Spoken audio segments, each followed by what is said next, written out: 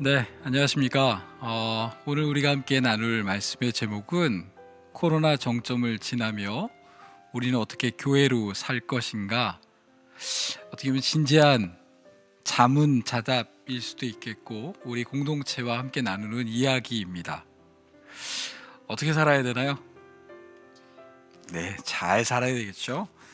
네, 오늘 우리 말씀을 통하여서 우리의 그 길을 찾고자 함께 노력해 봤으면 좋겠습니다. 예레미야서 35장 12절에서 14절 말씀입니다.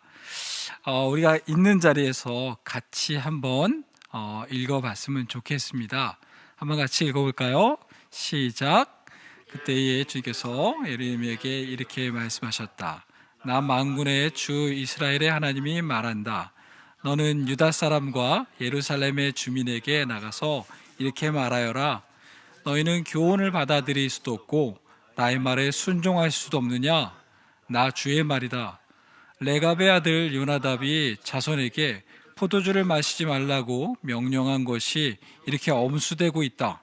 그 자손은 조상이 내린 명령에 순종해서 이날까지 전혀 포도주를 마시지 않는다.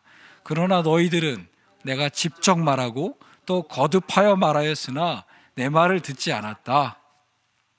모든 교회가 이런 건 아닙니다. 이렇게 이웃의 아픔을 외면하지 않겠다면서 사과를 하는 교회들도 있습니다. 그리고 아예 예배당을 없애버린 교회도 있습니다. 경기도의 한 작은 교회 목사는 어디에서 예배하느냐보다 어떻게 예배할 것인지가 중요하다고 말했습니다. 강나현 기자가 만났습니다. 됐습니다. 집보다 가족이 소중합니다. 집을 위해서 가족을 희생하는 사람은 없죠. 공간을 포기하면서 받은 보증금과 월세에 헌금을 더해 60명 남짓한 신자들에게 지난달부터 기본소득으로 돌려주고 있습니다. 가정마다 매달 30만 원, 혼자 나오는 이에겐 10만 원씩인데 길게는 10달까지 나눠줄 수 있겠다 했습니다. 우리가 누리고 있는 이 공간을 조금 포기한다면 주변 사람들을 더 도울 수 있지 않을까? 그 비용들을 구제에 사용하자. 2월부터 온라인 예배 중인 이 교회는 코로나 사태가 진정돼도 예배당 건물은 더 이상 두지 않을 생각입니다. 모이기를 희망하는 때가 온다면 그때는 길 위에서 모이던 공원에서 모이던 열망으로 모일 수 있지 않을까요? 당혹스럽습니다. 왜냐하면 뉴스 기자가 전한 말의 마지막 언급 때문이었습니다. 저는 진실되게 여러분한테 말씀드리지만 코로나가 끝나도 예배당을 가지지 않을 것이라는 말을 한 적이 없습니다. 예. 아마도 기자가 대화 중에 너무 은혜를 받아서 자기가 가지고 있는 생각을 대화했다고 착각하지 않았나? 그렇게 상상해 볼 뿐, 이게 또 팩트체크와 진실 공방으로 가야 되는 상황이 되지 않기를 부탁드립니다. 그런데 왜 기자가 이런 상상을 우리의 대화 속에서 하게 됐을까요? 아마도 그만큼 일상 속의 사람들이 교회의 예배당에 갖는 부정적인 이미지 때문일 것입니다. 방어 심리라는 측면에서 우리들은 교회의 예배당의 필요성과 보다 효율적으로 또 보다 웅장하고 보다 종교적인 공간의 필요성에 대해서 역설하려 할지 모르겠습니다. 여전히 우리의 예배 공간은 교회로 살아가기로 시작한 이유로 역사적으로 계속 고민이 되었다라는 것이 우리가 오늘 서두에 좀 살펴봐야 할 이야기입니다.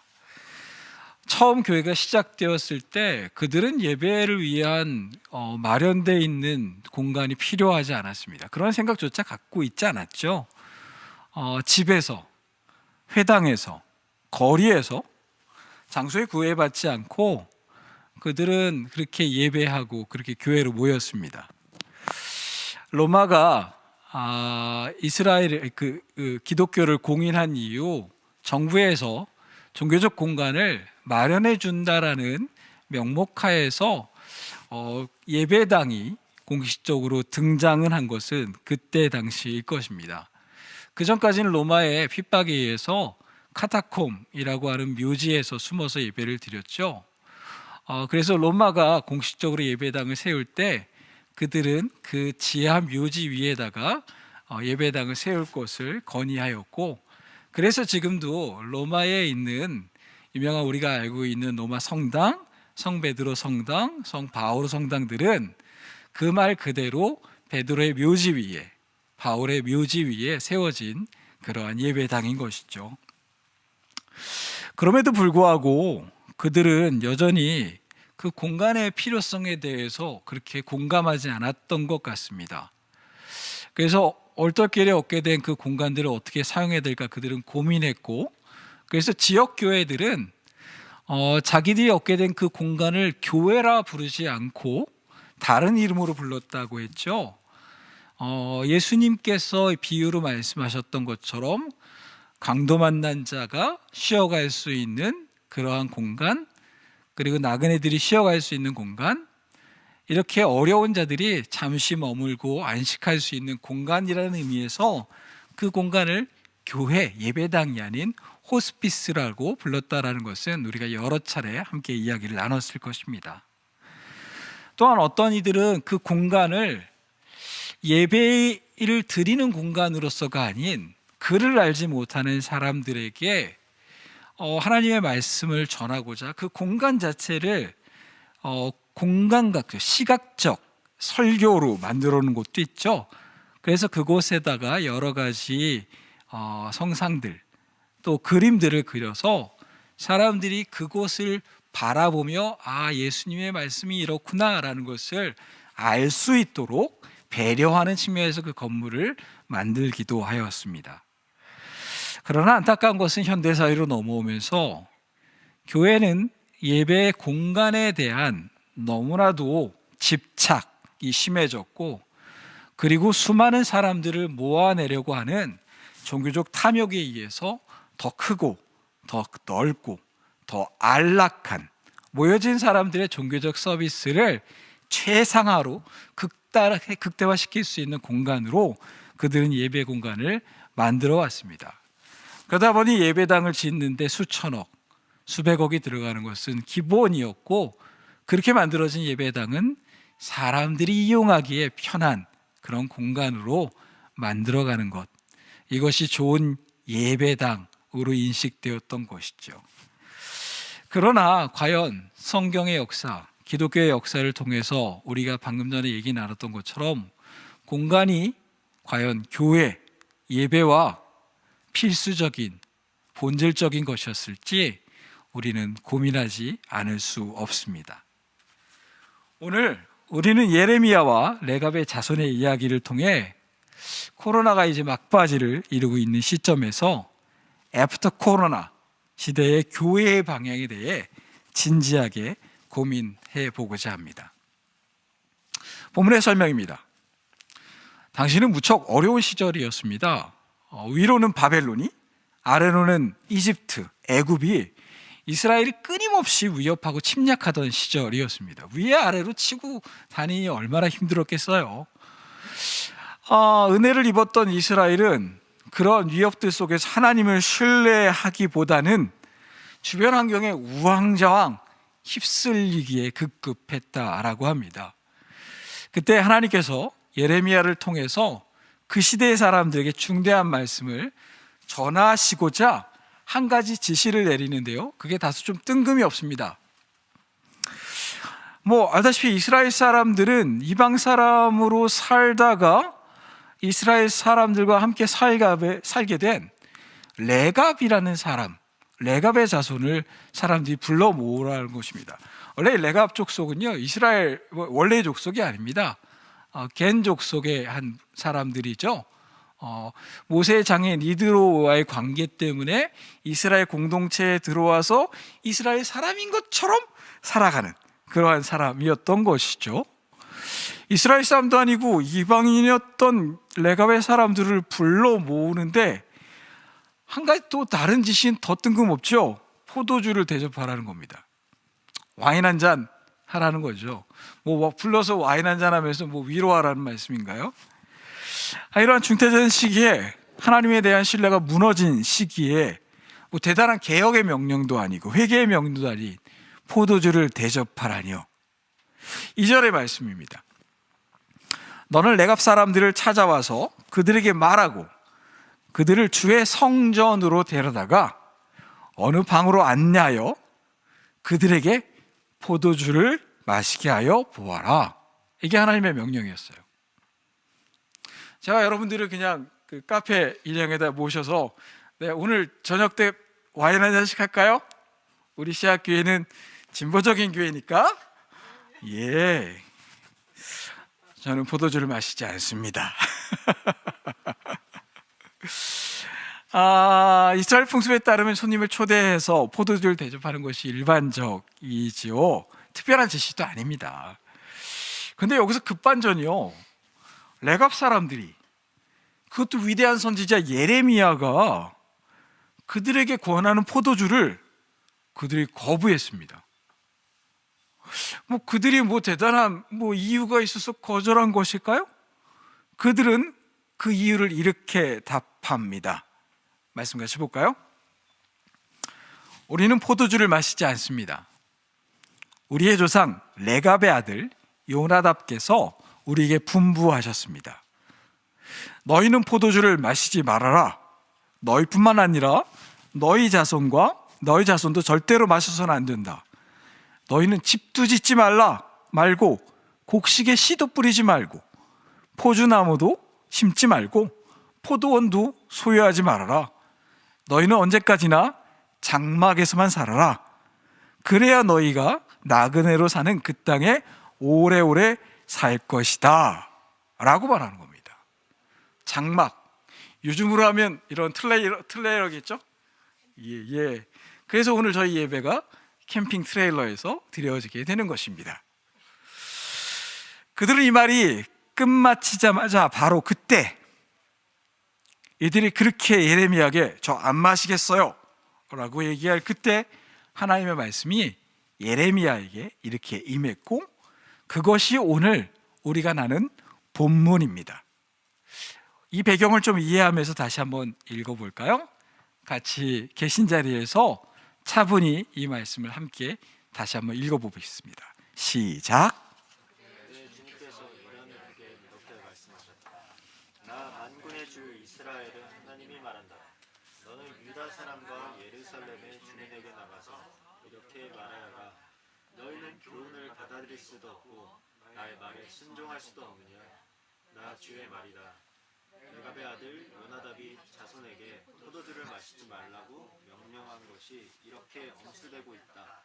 그 자손은 조상이 내린 명령에 순종해서 이 날까지 전혀 포도주를 마시지 않는다. 그러나 너희들은 내가 직접 말하고 또 거듭하여 말했으나 내 말을 듣지 않았다.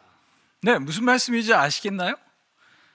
아니, 조상이 얘기한 것도 이렇게 자손이 지키는데, 게다가 이스라엘 민족도 아닌 사람들도 신뢰를 가지고 그 명령을 지키는데 하나님의 선민이라고 얘기하는 너희들은 왜 이렇게 지키지 않았니? 라고 하시는 말씀이 오늘의 본문입니다.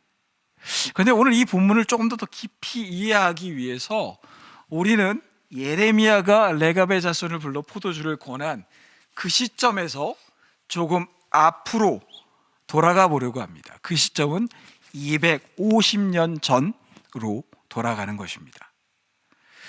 250년 전, 당시 북쪽 이스라엘과 남쪽 유다로 이스라엘은 두 개의 나라로 분리되어 있었던 시절입니다. 이스라엘 역사상 가장 최악의 왕으로 평가되는 왕이 있습니다. 아합이라는 사람이죠. 이 아합이 다스리던 시절이었습니다. 이 건강한 나라, 건강한 공동체를 세우시기를 바랬던 하나님과의 뜻과는 달리 더 크고 더 대단해지고 자신의 욕망을 성취하고 싶은 아합은 그 아버지의 그 뜻을 따라서 정략적으로 시돈의 공주 이세벨과 결혼을 하게 됩니다. 당시 이세벨이 공주로 있던 그 시돈, 페니키아 지역은 해양 세력을 기반으로 하고 있는 강력한 국가였습니다. 이 당시에는요, 해양 세력이라고 하면 뭔가 부유하고 힘이 있는 국가가 되었다는 것은 역사적으로 우리가 알고 있는 것이죠. 또한 그 페니키아 지역은요, 바할 신, 그리고 아세라 신의 신앙의 중심지이기도 했습니다. 그러한 나라의 공주였던 이세벨이 북이스라엘의 왕비가 되면서 자연스럽게 이스라엘은 바알과 아세라의 신앙이 퍼졌고 그 신전들이 세워지기 시작한 겁니다. 이게 공식적으로 북이스라엘이 우리는 이제 바알과 아세라를 받아들일 것이야 라고 얘기한 것이 아닌데, 이세벨로 인해서 스물스물 들어와 신전들이 세워지고 또 그 신앙들이 퍼지게 된 거죠. 이러한 일들 속에서 우리가 알고 있는 유명한 사건도 벌어집니다. 여러분 아시나요? 어느 무슨 산이죠? 갑자기 왜 그렇게 날까? 네, 죄송합니다.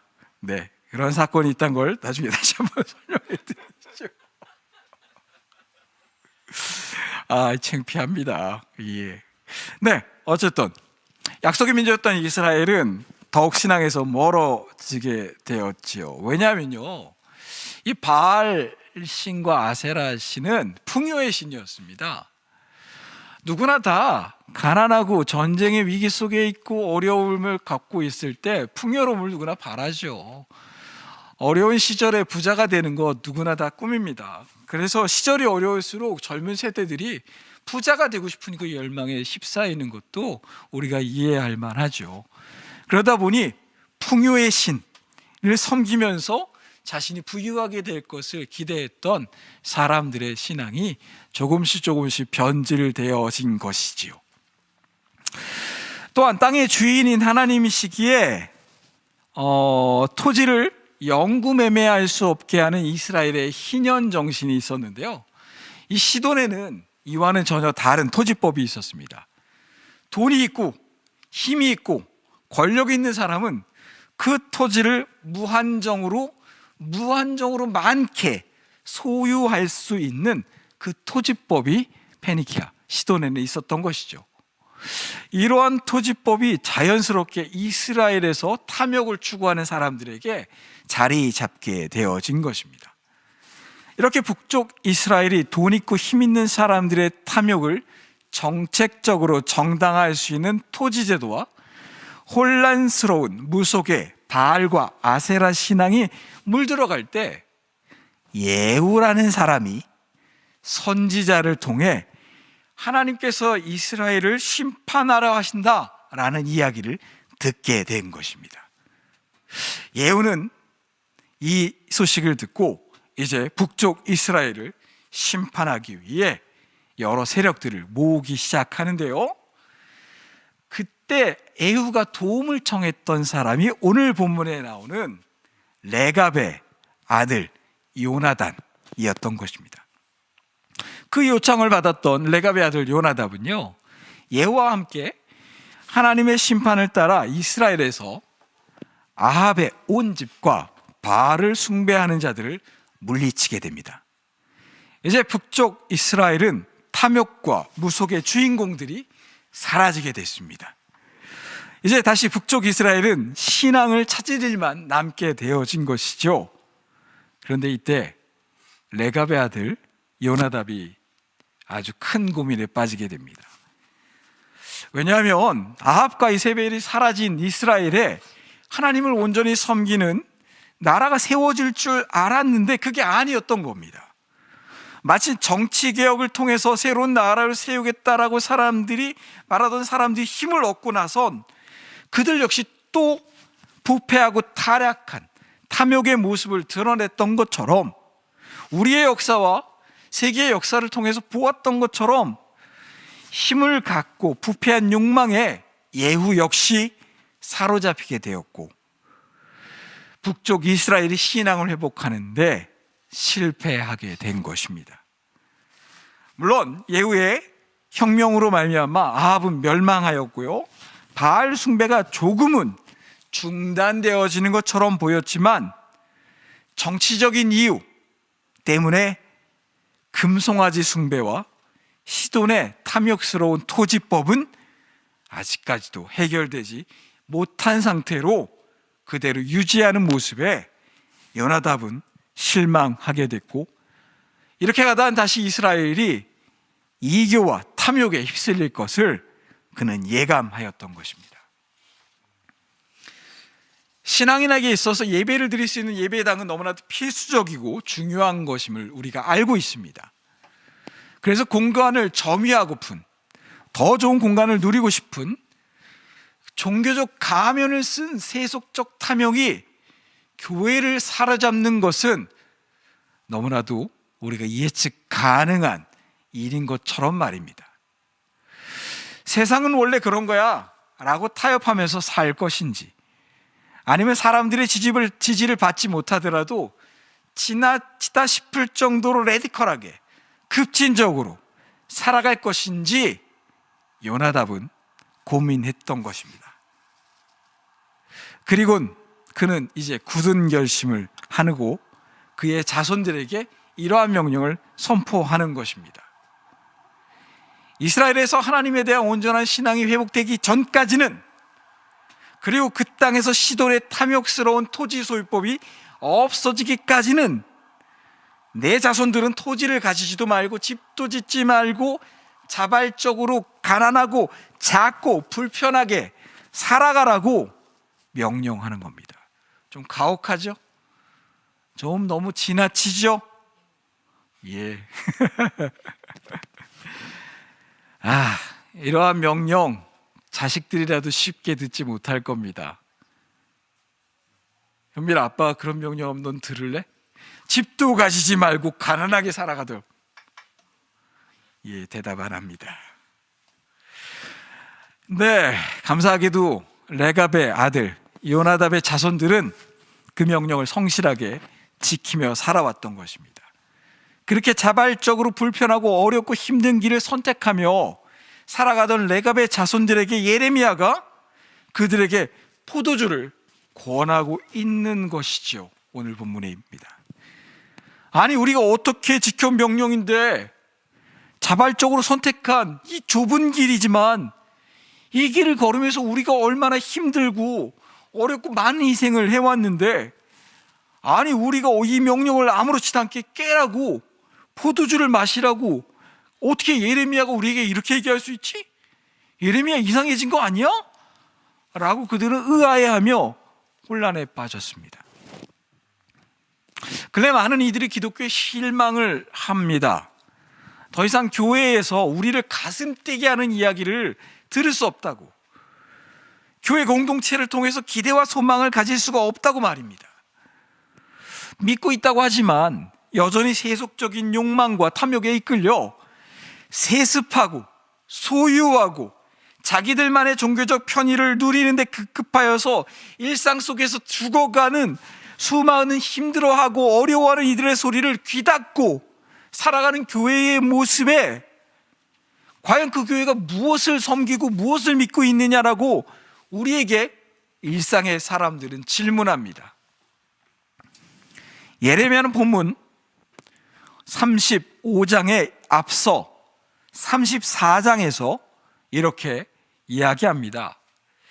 하나님의 뜻대로 희년을 선포하고 노예를 해방한 이스라엘의 기득권층들이 다시 전쟁의 공포가 지나가자 그들이 그렇게 어려움 속에서 하나님 바라보면서 행했던 일들을 다시 돌이켜 해방된 노예들을 다시 붙잡아서 자신의 이익을 위해 하나님 사용 설명서를 꺼내 들면서 하나님을 이용하는 이스라엘의 기득권층에게 심판을 선포하는 것이 오늘 본문의 바로 전장의 이야기입니다. 그러면서 그들에게 오늘 본문에서 설명하는 거죠.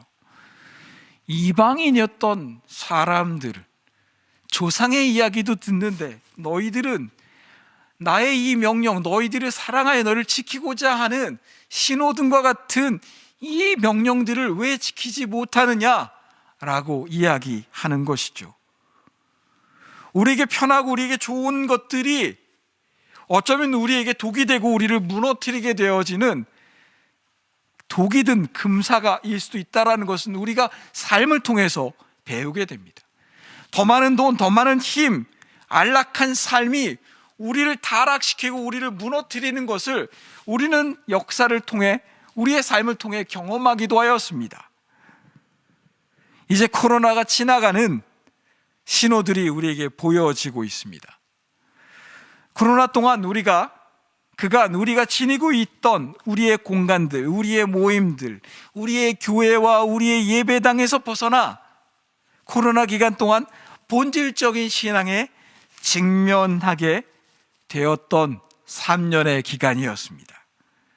코로나는 우리에게 너무나도 아프고 힘든 것이었지만, 반면에 코로나는 우리에게 본질적인 하나님을 섬기는 교회가 무엇인지 공간에서 떨어뜨려서, 사람들과 만나는 모임에서 떨어뜨려서 강제적으로 우리로 하여금 하나님에 대한 신앙을 진지하게 고민하게 그 시간을 주기도 하였죠.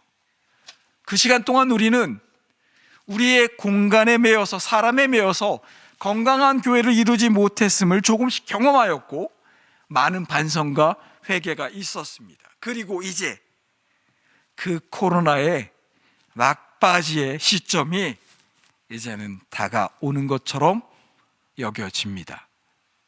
막바지입니다. 이 막바지를 곧 앞두고 있는 우리 교회는 이제 어떠한 선택을 해야 할까요? 공간을 가져야 할까요? 다시 믿는 사람들의 종교적 서비스를 위해 교회라는 공간과 가지고 있는 재정과 우리가 할 수 있는 능력들을 다시 사용하는 그 이전의 삶으로 돌아가야 할까요? 우리는 고민합니다. 예레미야가 레갑의 자손들에게 포도주를 권했던 것처럼 변화된 세상은 우리에게 한 잔의 포도주를 내어놓곤 이렇게 질문합니다. 변화된 세상 속에서 당신들은 이전의 교회로 돌아갈 것입니까? 라고 말입니다. 레갑의 자손들은 고민 끝에 자신들이 왜 이러한 삶을 지켜왔는지, 왜 포도주를 마실 수 없는지, 아니 마시지 않으려는지를 설명하며 마시지 않겠다라고 결정합니다. 그러자 그 순간 하나님께서는 예레미야를 통해 그들이 그간 지켜온 삶에 대해서 수고했다라고, 애썼다라고, 그들의 삶을 위로하며 칭찬하시며 그들의 모습을 통해서 신실하지 못한 이스라엘을 꾸짖고 그들의 신앙을 본받으라고 이스라엘에게 이야기하십니다. 역사적으로 레갑의 자손들은 그 이후에 포도주를 마시지 않고 집을 짓지 않고 노마드처럼, 유목민처럼 살았다라고 하는 역사적 증거는 사실은 보이지 않습니다. 왜냐하면 그들이 본질적으로 지키고자 했던 것은 집을 갖지 않는 것, 포도주를 마시지 않는 것이 아닌 하나님에 대한 마지막 보루가 되어 이 땅의 신앙을 지키겠다라는 그 본질적인 마음이었으니까요. 이제 코로나의 3년, 많은 것들을 고민했고 본질을 고민했고 새로운 시도들을 해왔습니다.